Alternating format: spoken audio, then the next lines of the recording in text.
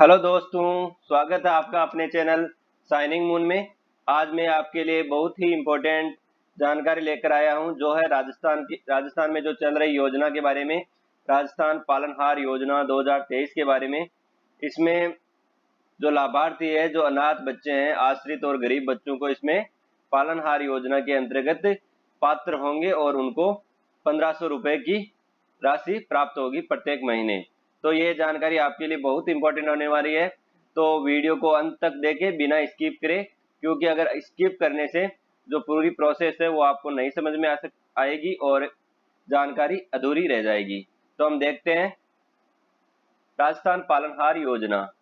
राजस्थान पालनहार योजना 2023 का लाभ इनको मिलेगा। अनाथ, आश्रित और गरीब बच्चों को ये योजना में पात्र माने जाएंगे। 6 वर्ष तक के बच्चों को 750 रुपए क्या मिलेगा। 6 वर्ष तक के जो बच्चे हैं, 0 से 6 वर्ष तक के बच्चे जो आंगनबाड़ी में जाना अनिवार्य है, जो आंगनबाड़ी में जा रहे हैं, उनको 750 रुपए प्रति महीने मिलेंगे। और जो 6 से 18 वर्ष तक के बच्चे हैं, जो सरकारी स्कूल में पढ़ रहे हैं, क्या कर रहे हैं, सरकारी स्कूल में पढ़ रहे हैं, उनको 1500 रुपए प्रति माह दिए जाएंगे। अब हम देखते हैं आगे, तो इसके लिए पात्र होंगे वो कौन कौन इसमें पात्र होंगे।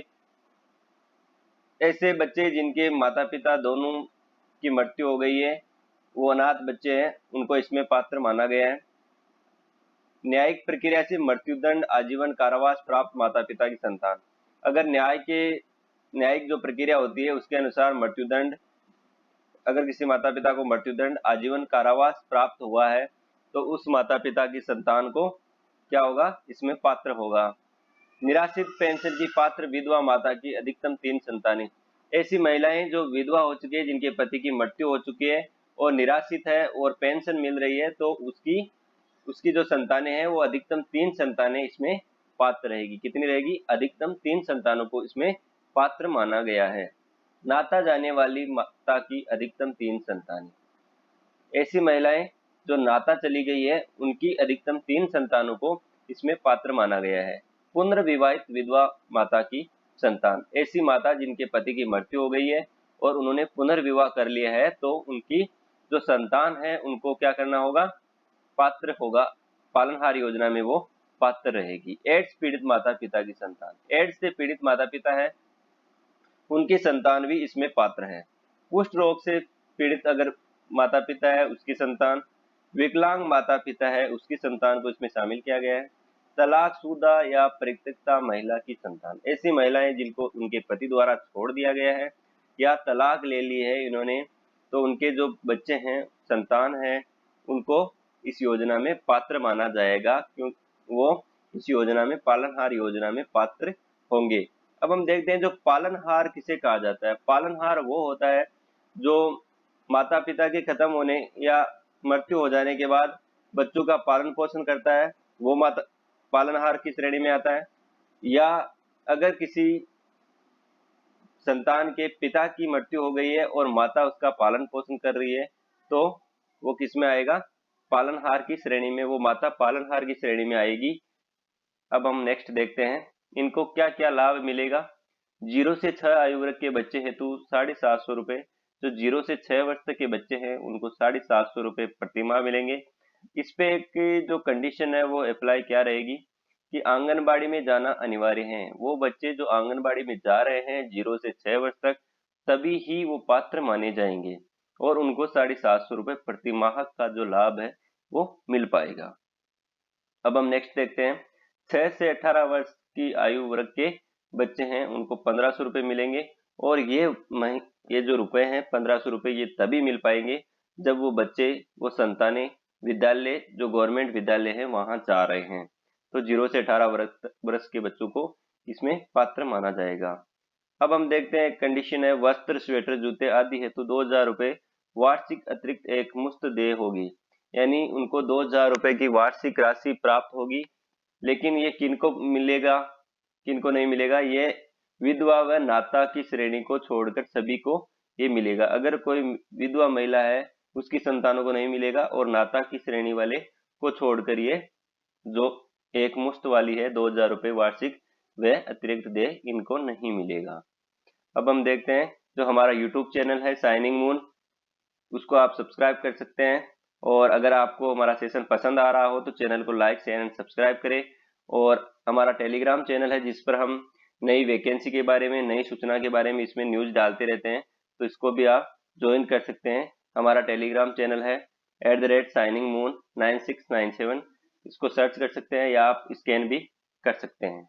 अब हम नेक्स्ट देखते हैं, राजस्थान पालनहार योजना 2023 के लिए आवश्यक दस्तावेज। जो इसके लिए डॉक्यूमेंट चाहिए वो कौन कौन से डॉक्यूमेंट होंगे जो पालनहार योजना में जो हम अप्लाई करने जा रहे हैं, तो उस योजना में कौन कौन से प्रमाण पत्र हमारे पास होने चाहिए ताकि हम उसके लिए फॉर्म अप्लाई कर सकते हैं। पहला फॉर्म जो डॉक्यूमेंट है वो है पालनहार का आय प्रमाण पत्र। जो भी संतान का पालनहार है, उसकी माता, विधवा व नाता जाने वाली श्रेणी को छोड़कर उनका जो आय प्रमाण पत्र नहीं मांगा जाता है, इनके अलावा सबका आय प्रमाण पत्र मांगा जाएगा। बच्चे का आधार कार्ड, बच्चे का जो आधार कार्ड है वो लगेगा। भामाशाह कार्ड या जन आधार कार्ड, क्या होगा, भामाशाह कार्ड या जन आधार कार्ड, क्योंकि भामाशाह कार्ड या जन आधार कार्ड जैसे ही हम उनके जो जन आधार नंबर क्रमांक नंबर है वो डायल करेंगे, उसके बाद उसमें क्या आएगा, उसके बाद में जो कैंडिडेट है उसको सिलेक्ट करेंगे और उस पर OTP जाके वो कंफर्मेशन इसकी मिलेगी।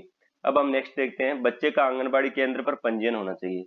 जिस बच्चे को हम पालनहार योजना में सिलेक्ट करना चाह रहे हैं तो 0 से 6 वर्ष तक की उम्र का है, तो उस आंगनबाड़ी केंद्र पर क्या होना चाहिए, उसका पंजीकरण होना चाहिए। विद्यालय में अध्ययनरत होने का प्रमाण पत्र, अगर बच्चे 6 से 18 वर्ष तक हैं तो विद्यालय में अध्ययनरत होने चाहिए। उसके बाद में नेक्स्ट है पालन पोषण करने का प्रमाण पत्र। जो पालनहार करता है उसके पास पालन पोषण करने का प्रमाण पत्र होना चाहिए। नेक्स्ट है अनाथ बच्चे माता पिता की मृत्यु का प्रमाण पत्र। अगर संतान की माता पिता की मृत्यु हो गई है तो उसके जो माता पिता की मृत्यु का प्रमाण पत्र भी इसमें लगेगा। माता पिता अगर आजीवन कारावास मिल चुका है तो जो दंडादेश की प्रतिलिपि है वो इसमें संलग्न करनी होगी। निराश्रित विधवा माता पिता, अगर निराश्रित विधवा है, विधवा माता है, तो उसके पति का मृत्यु प्रमाण पत्र इसमें संलग्न करना पड़ेगा। अब हम नेक्स्ट देखते हैं, नाता जाने वाली संतानें। ऐसी संतानें जिनकी माता नाता चली गई है तो उनके लिए क्या करना होगा, माता को नाता गए हुए 1 वर्ष या उससे अधिक समय होने पर प्रमाण पत्र। अगर 1 वर्ष हो गया है या उससे अधिक समय हो गया है तो इसका प्रमाण पत्र लगेगा। इसके लिए आप अपने नजदीकी जो इसमें इस श्रेणी में जो पात्र व्यक्ति है उनको क्या करना है, अपने नजदीकी जो ग्राम सभा है, अगर पंचायत में आ रहे हैं तो नगर पालिका, अगर नगर पालिका में आ रहे हैं नगर निगम, नगर परिषद में जाकर इस श्रेणी में पात्रता को जुड़वा सकते हैं।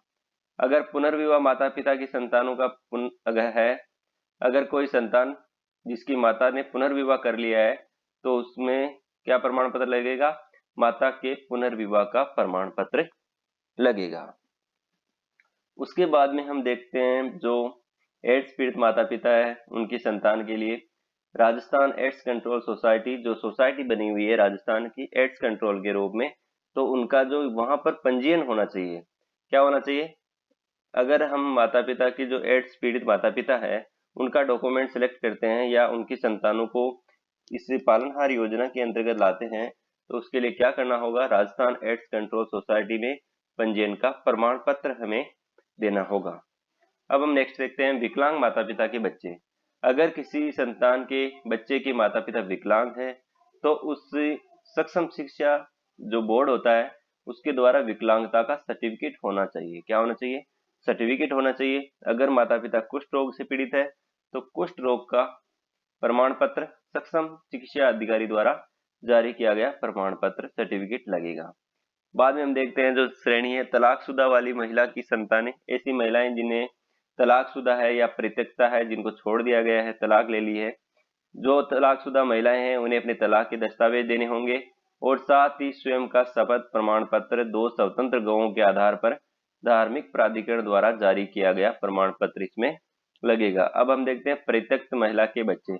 ऐसी महिलाएं जो परित्यक्त हो गई है, जिन्हें छोड़ दिया गया है, तो यदि वे 3 वर्ष या इससे अधिक समय से अपने पति से अलग रह रही है, क्या कर रही है, अपने से पति से अलग रह रही है, तो उनके इसका पर भी प्रमाण पत्र देना होगा। इसके लिए इनका क्या करना होगा, प्रमाण पत्र देना होगा। प्रमाण पत्र जो नगर पालिका है, नगर निगम है, नगर परिषद है, ग्राम सभा, यहाँ से आप प्राप्त कर सकते हैं।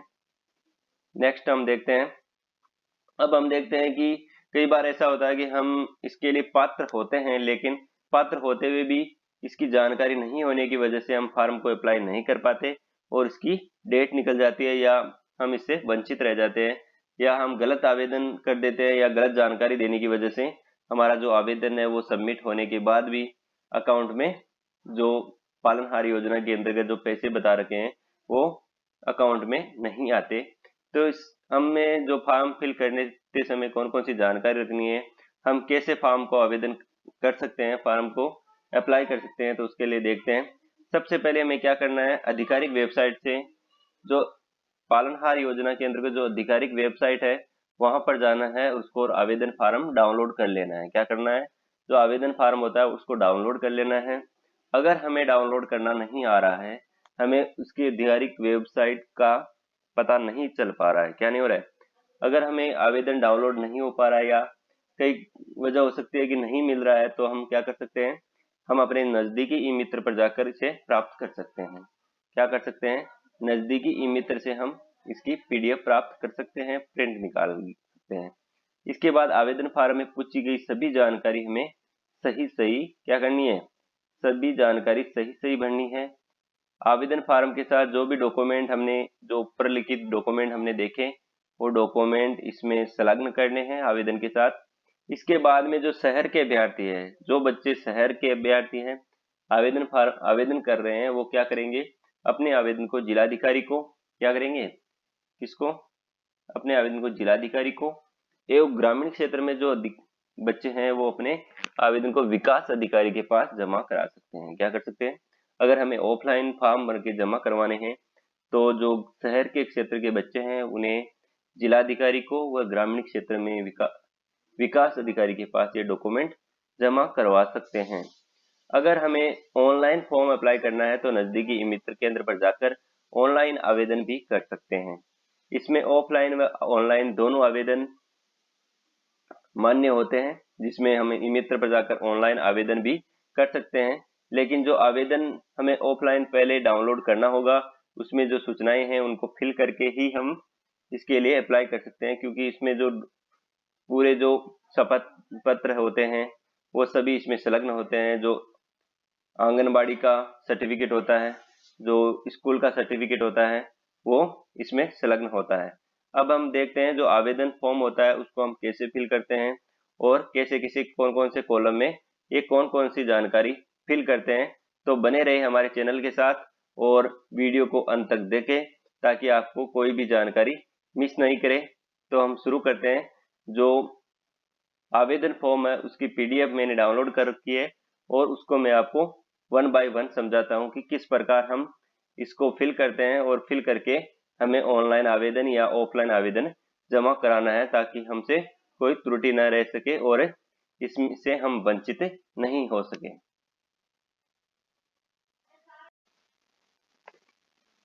तो अब हम आ गए हैं, जो फॉर्म था अपना, जो हमने पीडीएफ डाउनलोड करी थी, उसको हम विस्तार से देखते हैं। इसमें राजस्थान सरकार बाल अधिकारिता विभाग, सामाजिक न्याय एवं अधिकारिता विभाग के द्वारा ये पीडीएफ है। पालनहार योजना के अंतर्गत सहायता के लिए आवेदन पत्र, क्या करना है, जो पालनहार योजना के अंतर्गत आवेदन सहायता के लिए आवेदन प्रमाण पत्र इसमें है। अब हम जो ये श्रेणियां बता रखी है, इसमें कौन सी श्रेणी में जो आवेदन करता है वो किस श्रेणी में आ रहा है।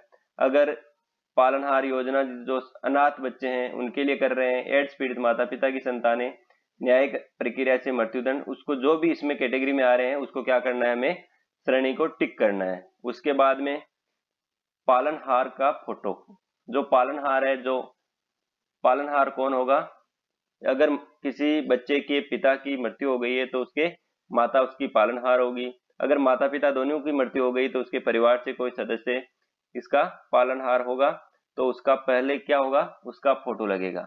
उसके बाद में जो बच्चों की फोटो होगी, उनके लिए जिनके लिए हमें सहायता राशि चाहिए तो उनकी फोटो होगी। उसके नेक्स्ट बाद में जो कॉलम है, पालनहार का नाम, पालनहार के पिता का नाम, जन्म तिथि। ये ध्यान रखना है कि ये सिर्फ पालनहार का बनना है, किसका बनना है, जो पालनहार करता है उसका ही भरना है। पालनहार का नाम आ जाएगा इसमें, पालनहार के पिता पति का नाम आ जाएगा, जन्म तिथि आ जाएगी, जो जाति है वो आ जाएगी, और इसका हमें जो डिटेल भरनी है, जो पर्सनल डिटेल होती है वो भरनी है। यहाँ पे एड्रेस आ जाएगा। वार्षिक आय है वो 48,000 या ये 1.5 लाख से कम होनी चाहिए। उसके बाद हम देखते हैं अगर बीपीएल में है तो बीपीएल के नंबर, क्रमांक नंबर वो इसमें अंकित होंगे, जो वर्ष होता है वो अंकित होगा। उसके बाद में पालनहार के बैंक खाता, ये ध्यान रखना है कि बैंक खाता किसका लगाना है, पालनहार का ही बैंक खाता लगाना है। किसका लगाना है, जो पालनहार करता है उसका ही बैंक खाता लगाना है, उसकी ही बैंक का नाम और पता इसमें लिखना है। बाद में हम देखते हैं पालनहार द्वारा जिन बच्चों की आर्थिक सहायता चाहिए गई उनका विवरण। अगर जो पालनहार करता है किन किन बच्चों के लिए आवश्यकता है पालनहार के लिए, तो उनके लिए वो है, तो पहला है पहले बच्चे का नाम, बाद में दूसरा जाति, लिंग, जन्मतिथि, वर्तमान कक्षा और अन्य जो जानकारी है वो इसमें भरनी है। बच्चों के पिता का विवरण लिखना है इसमें, बच्चों की माता का विवरण, अगर पुनर्विवाह है, नाता जाने हैं, ये तो अलग अलग कॉलम आ गया। मृत्यु का कारण है, किस कारण से अलग हो रहे हैं। बाद में घोषणा आ गई। उसके बाद में अब हम देखते हैं संलग्न, क्या क्या दस्तावेज संलग्न करने हैं इसमें, जो मैंने अभी ऊपर आपको पहले बता रखे हैं, जो जो डॉक्यूमेंट हमें संलग्न करने हैं। डॉक्यूमेंट सेलेक्ट करने के बाद हमें क्या करना है, उसके बाद में जो ये बैंक की पासबुक लगेगी, सक्षम अधिकारी का आय प्रमाण पत्र लगेगा, आंगनबाड़ी का प्रमाण पत्र लगेगा। अब हम देखते हैं जो नाता जाने वाली महिलाओं के लिए ये जो कॉलम है नाता जाने वाली महिलाओं के बाबत होगा, जिसमें प्रमाणित किया जाता है कि जो ये मैंने अभी आपको सर्टिफिकेट बताया था कि नाता जाने वाली महिलाओं के लिए कौन सा सर्टिफिकेट होगा, तो नाता जाने वाली महिलाओं के लिए यह सर्टिफिकेट होगा, जिसमें क्रम संख्या होगी, संतान का नाम होगा, लिंग और जन्म तिथि, और यहाँ पर किसके साइन होंगे, सचिव होगा, ग्राम पंचायत है जिसका भी जारीकर्ता का नाम व मोहर होगी। उसके बाद हम देखते हैं,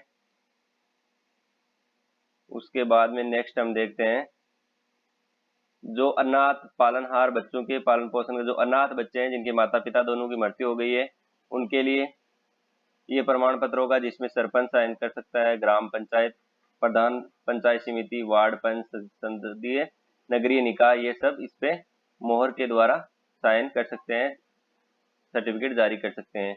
उसके बाद में हम देखते हैं जो विद्यालय में अध्ययनरत होने का प्रमाण पत्र। अगर बच्चे विद्यालय में अध्ययनरत है तो उनके लिए क्या प्रमाण पत्र होगा, विद्यालय में प्रमाणित किया जाता है कि शिक्षण रिकॉर्ड के अनुसार जो विद्यालय का नाम आ जाएगा, पिता का नाम, जन्म तिथि, वर्तमान कक्षा आ जाएगी। इसमें जो नामांकन संख्या है और दिनांक और संख्या और दिनांक और संस्था में पंजीयन और नामांकन का जो दोनों इसमें हमें सिलेक्ट करने हैं। उसके बाद में हम देखते हैं यहाँ पे जो प्रधान होता है, जो प्रिंसिपल सर होते हैं, उनके इस पे मोहर और जारीकर्ता के साइन होंगे। अब ये ध्यान रखना है हमें, जो विद्यालय में पढ़ रहे हैं बच्चे, तो उसमें जब ऑनलाइन फार्म भरने जाते हैं तो उसमें क्या होता है, ऑनलाइन फार्म भरते समय हमारे सामने एक मुश्किल आ जाती है कि इसमें जो प्रिंसिपल सर है, हेडमास्टर सर है, उनके क्या क्या होनी चाहिए, उनके नाम, मोबाइल नंबर और उनका एड्रेस इसमें फिल होगा। और बच्चे का जो पंजीयन क्रमांक है, नामांकन संख्या है, वो जो साला दर्पण में अपडेट कर रखी है वो ही इसमें हमें अपलोड करनी है। तो ये हमें इस पॉइंट को अवश्य ध्यान रखना है कि जो अगर हम जिस समय साइन करवाने जाए तो प्रिंसिपल सर के मोबाइल नंबर, उनका नाम और जो सही सही क्रमांक हमें दर्ज करवाने हैं। उसके बाद में हम देखते हैं अगर आंगनबाड़ी में है तो आंगनबाड़ी का प्रमाण पत्र लग जाएगा। तो ये थी जो आपकी पीडीएफ के द्वारा आपको बता दिया गया है। और अगर आप ऑनलाइन फॉर्म को अप्लाई करना चाहते हैं तो जिसकी आधिकारिक वेबसाइट पे जाके हम इसका ई मित्र के द्वारा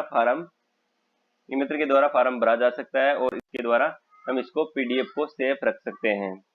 तो आज का सेशन इतना ही। आज का सेशन आपको कैसा लगा, अगर अच्छा लगा हो तो चैनल को लाइक, शेयर एंड सब्सक्राइब करें, और कृपया करें लाइक नहीं करें तो भी चल सकता है, लेकिन इसको शेयर जरूर करें ताकि पालनहार योजना के अंतर्गत जो बच्चे आ रहे हैं उनको इस योजना का लाभ मिल सके। ताकि इसी आशा के साथ आज का सेशन हम यही खत्म करते हैं। Thank you for watching.